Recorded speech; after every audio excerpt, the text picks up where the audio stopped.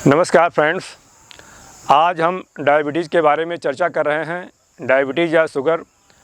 देखो, डायबिटीज़ भारत में लगभग जो 40 वर्ष के ऊपर 40% ऐसे ही लोग इस समय हैं जिनके डायबिटीज़ के कुछ न कुछ लक्षण हैं। और वो कुछ लोग तो ऐसे होते हैं उनके शरीर में ये बीमारी के कुछ लक्षण हैं लेकिन वो ध्यान नहीं देते हैं। देखिए इसके लक्षण क्या होते हैं। इसके लक्षण ये होते हैं, पेशेंट को बार बार बाथरूम जाना पड़ता है, जिसके कारण बार बार प्यास लगती है और भूख भी बार बार लगती है। शरीर में मांसपेशियों में शरीर में थकान सी महसूस होती है, जोड़ों में दर्द होता है, कोई चीज़ अच्छी नहीं लगती है, सही प्रकार से नींद नहीं आती है। अगर ये लक्षण हैं तो आप अपना जिसके भी मतलब हो वो शुगर की जांच कराएं। अब शुगर क्या होता है?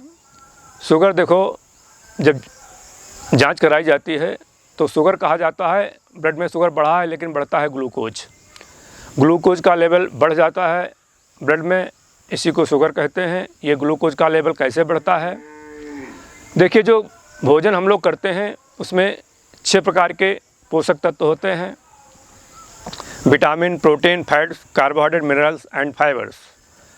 फाइबर्स में कोई पोषक तत्व नहीं होता है, लेकिन ये डाइजेशन के लिए बहुत इंपॉर्टेंट होता है। और वाटर, ये इतने 7 चीज़ों की आवश्यकता होती है मेन रूप से। तो शुगर का संबंध हमारे जो ये कार्बोहाइड्रेट है इससे होता है। कार्बोहाइड्रेट का मतलब होता है चावल, आलू, चीनी, गेहूँ में प्रोटीन भी होता है, कार्बोहाइड्रेट भी होता है।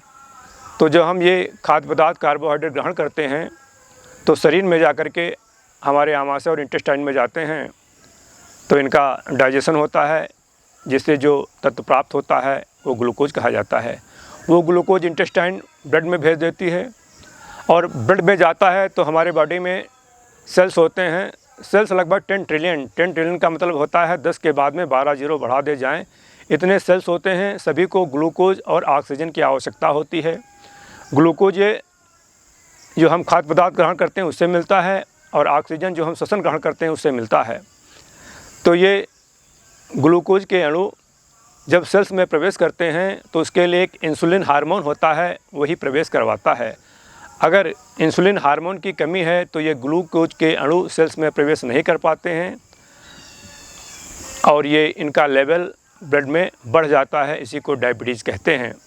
देखो, ये जब ग्लूकोज के अणु सेल्स में प्रवेश करते हैं तो सेल्स में माइटोकॉन्ड्रिया होती हैं। माइटोकॉन्ड्रिया इनका दहन करती हैं, जिससे हमें ऊर्जा प्राप्त होती है। अगर ये इंसुलिन हार्मोन की कमी है तो सेल्स में ग्लूकोज के अणुओं का प्रवेश ही नहीं होता है और ये ब्लड में तैरा करते हैं, यानी ब्लड में इनका लेवल बढ़ जाता है।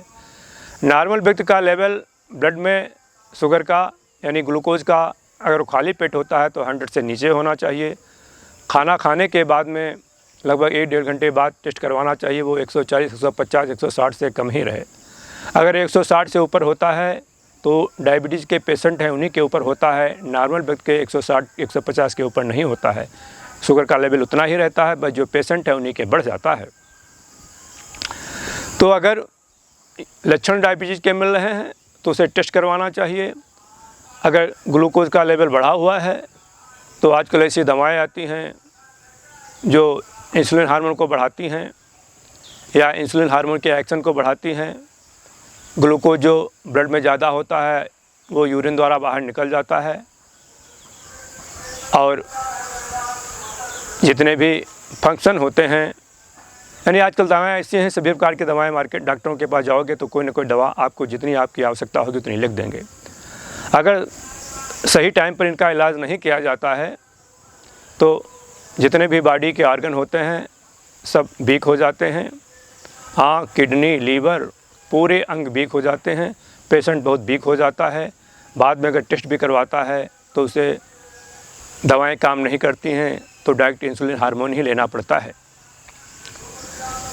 तो पहले अगर सही टाइम पर इसका जांच कर ली जाए, पता चल जाए, तो अपनी लाइफ स्टाइल में परिवर्तन करके यानी खान पान में परिवर्तन करके भी इससे लाभ अर्जित किया जा सकता है। अगर ग्लूकोज का लेवल बढ़ रहा है तो जो कार्बोहाइड्रेट वाले खाद्य पदार्थ हैं उनका सेवन कम करना होगा। और इसके अलावा ऊर्जा, देखो, हमें 3 खाद्य पदार्थों से ऊर्जा प्राप्त होती है: कार्बोहाइड्रेट से और प्रोटीन से और फैट से। फैट्स भी अगर जिनका शुगर बढ़ा होता है उनके लिए हानिकारक होता है, क्योंकि उनका लीवर भी वीक हो जाता है, जिससे फैट्स का भी डाइजेशन नहीं हो पाता है। और ये जो प्रोटीन होते हैं उनको ज़्यादातर ऊर्जा प्रोटीन से प्राप्त करना चाहिए। प्रोटीन जो वेजिटेरियन लोग होते हैं, दालें प्रोटीन का प्रमुख स्रोत होती हैं, तो दालें वो भी छिलके साथ खाना चाहिए, क्योंकि छिलका जो होता है वो फाइबर ही होता है। और चावल का प्रयोग कम करना चाहिए। अधिकांशतः अनाजों का प्रयोग, मोटे अनाज हैं, ज्वार, बाजरा, चना, रागी, इन सब का गेहूं में मिश्रित कर लेना चाहिए। उस अनाज का प्रयोग करना चाहिए, जिससे, और हरी सब्जियों का अधिक से अधिक प्रयोग करना चाहिए, जिससे जो शुगर के पेशेंट हैं उनको लगभग 100% लाभ होने के चांसेस रहते हैं। Thank you so much.